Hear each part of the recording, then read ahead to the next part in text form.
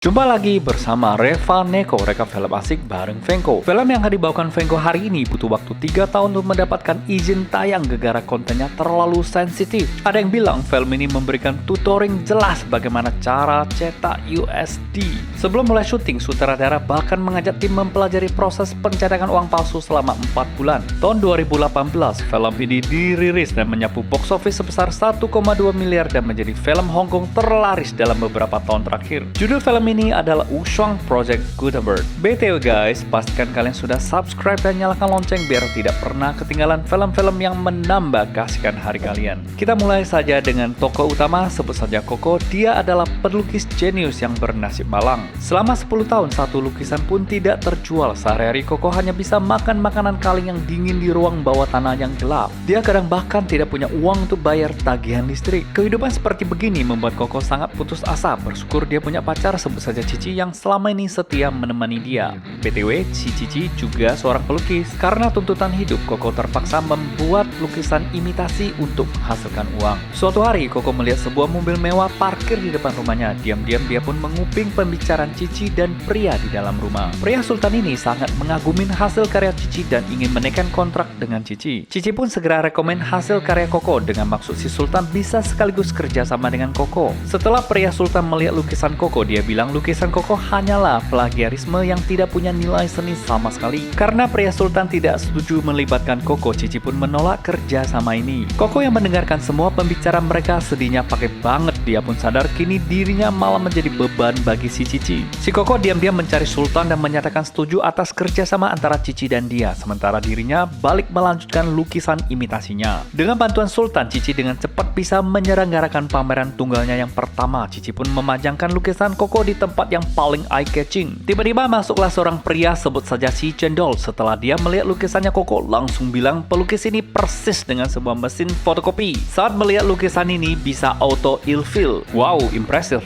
Julidnya level master ini sudah. Cici sangat emosi dan menyiramkan anggur ke wajah si Cendol. Si Cendol membalas dengan senyuman dan langsung keluar. Koko pun buru-buru mengejar Cendol dan meminta maaf padanya. Cendol bilang ke Koko kalau dia kemari tujuannya adalah mencari si Koko. Setelah berbicara, dia mengeluarkan sebuah lukisan imitasi hasil karya Koko. Mereka pun berbincang-bincang di resto. Cendol bilang kalau Koko adalah seniman yang luar biasa. Selesai bicara, si Cendol memberikan kartu nama kepada Koko dan bilang dia ingin sekali bekerja sama dengannya. Koko pun pulang ke lokasi pameran. Dia melihat semua lukisan Cici laris manis terjual, hanya tersisa lukisan hasil karya dia sendiri. Dia pun membakar lukisannya sendiri. Ini juga petanda Koko resmi berhenti melukis dan dia menerima plagiat sebagai takdir hidupnya. Esok harinya Koko samperin Cendol dan langsung to the point tanya ke Cendol lukisan mana yang ingin Koko niru. Cendol pun mengeluarkan 100 USD ke Koko. Cendol mulai bercerita tentang bisnisnya yang tidak lazim ini. Keluarganya Cendol sudah mencetak uang palsu selama 3 generasi.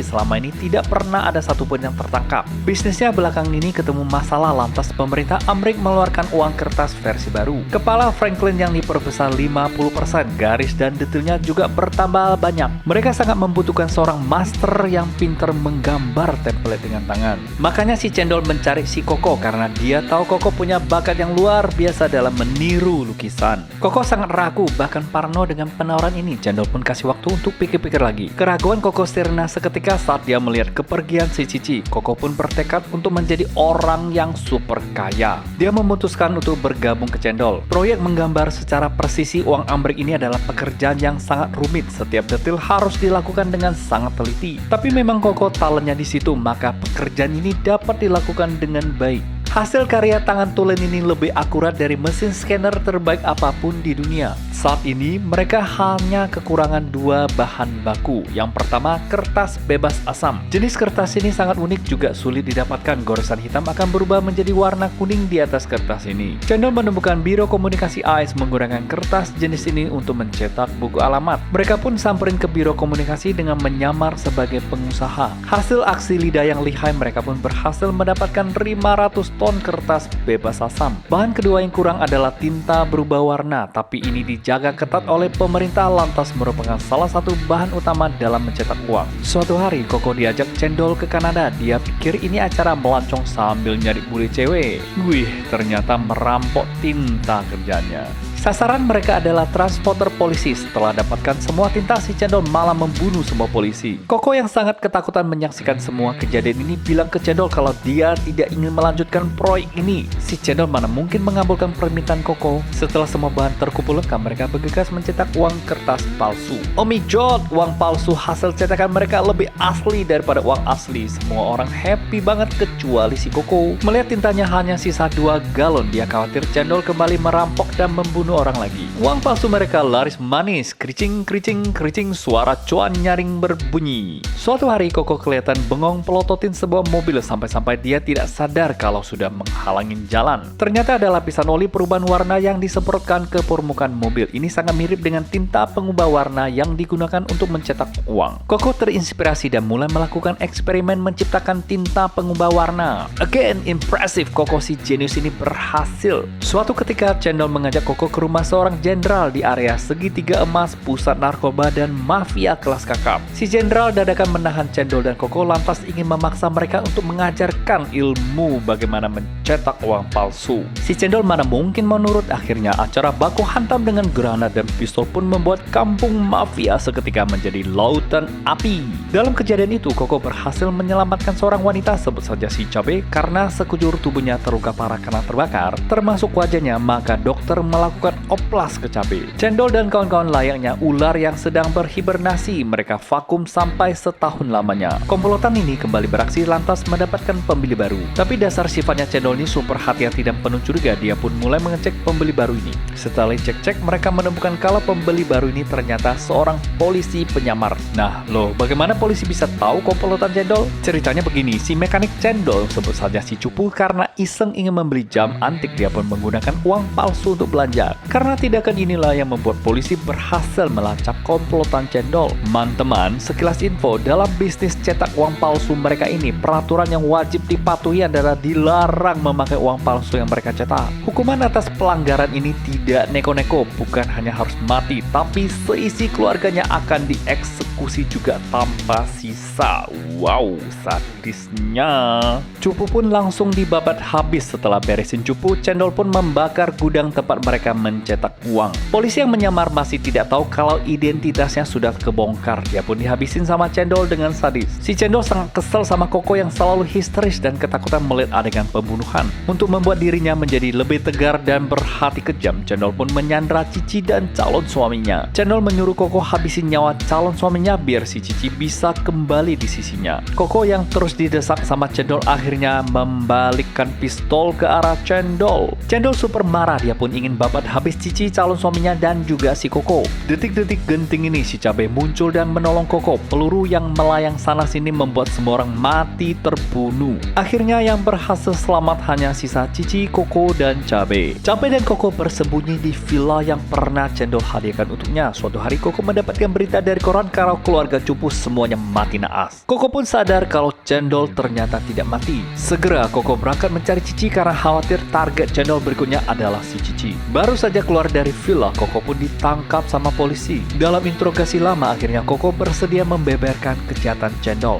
Dia pun memberikan deskripsi wajah Cendol kepada pihak polisi. Sementara itu, datanglah Cici yang didampingi pengacara terkenal dan bersama orang-orang berkuasa setempat memberikan jaminan kepada pihak polisi untuk mengeluarkan Koko dari tahanan polisi. Tidak lama kemudian, pihak polisi berhasil menangkap Cendol berdasarkan deskripsi wajah yang diberikan oleh Koko. Setelah dicek, Cendol yang ditangkap hanyalah seorang polisi yang pernah menjadi supir saat mengantarkan Koko ke kantor polisi. Terus, siapa gerangan yang mendalangin semua kejahatan ini? Jawabannya, ladies and gentlemen, adalah si Koko. Loh, kok bisa? Inilah plot twist yang sama sekali kita tidak sangka. Pemirsa, apa yang kita lihat dari awal ternyata hanya cerita hasil karangan dari Koko ke polisi. Ya, ini ibaratnya sebuah flashback dari Koko yang sedang mengisahkan asal-usul dan detail dari komplotan pencetak uang palsu saat dia diinterogasi. Koko yang super genius ini sekaligus super licik loh guys, telah menjadikan seorang sosok virtual sebagai kambing hitam pendalang kejahatan semua ini. Lalu Aduh, kenapa bisa jadi cendol ya? Rupanya saat Koko di mobil tahanan polisi, dia sengaja mengamati wajah polisi yang sedang nyupir.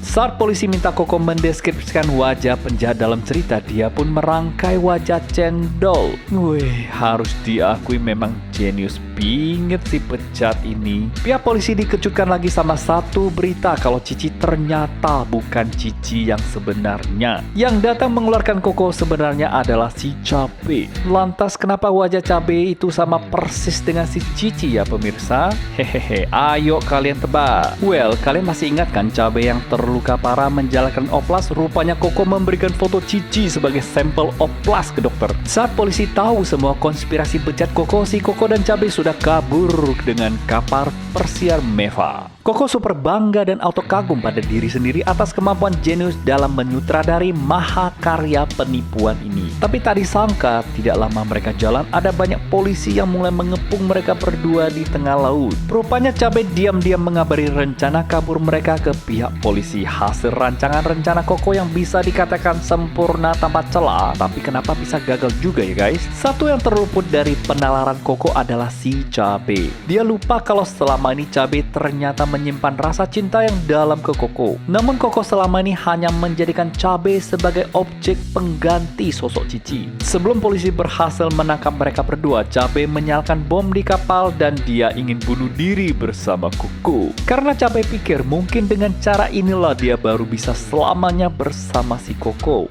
Wih, cinta sejati nih. Tidak lama kemudian polisi menemukan Cici yang sebenarnya. Mereka menunjukkan foto Koko kepada dia. Cici bilang ke polisi kalau si Koko bukanlah mantan pacarnya. Dia hanyalah mantan tetangga yang nyaris tidak pernah bicara dengannya. Rupanya Koko tidak hanya membohongin polisi, dia juga membohongin dirinya sendiri. Cici hanyalah sebuah cinta terpendam, sebuah kasih tak sampai. Hanya dalam dunia tipu-tipu, halu nggak jelas Koko baru bisa kesampaian. Wih, again, nggak nyangka kan kalian guys? Hehehehe. Film Project Gutenberg, one of the best Chinese movie di tahun 2018, tidak hanya menunjukkan ke kita kehebatan dalam mencetak uang palsu. Kolaborasi kedua aktor level dewa di Hollywood Asia ini so pasti memberikan nilai plus kuadrat ke film ini. Pasti kalian semua pada gregetan sekaligus kaget terhadap hasil yang terjadi di akhir cerita. Yang harus kita renungin dari film ini adalah sepintar-pintarnya tupai melompat, ada kalanya terjatuh juga. Sepintar-pintarnya tipu muslihat dan konspirasi bejat bergulat, pasti ada celah nurani yang dilewatinnya karena pikiran bejat tidak punya nurani. Oke guys, sampai di sini dulu. Jangan lupa selalu tinggalkan like dan bantu Fengko untuk share ke teman-teman pencinta film-film seru dan asik. Fengko pamit undur, see you very soon and bye-bye. Cinemako, nonton 10.000 film bareng Fengko.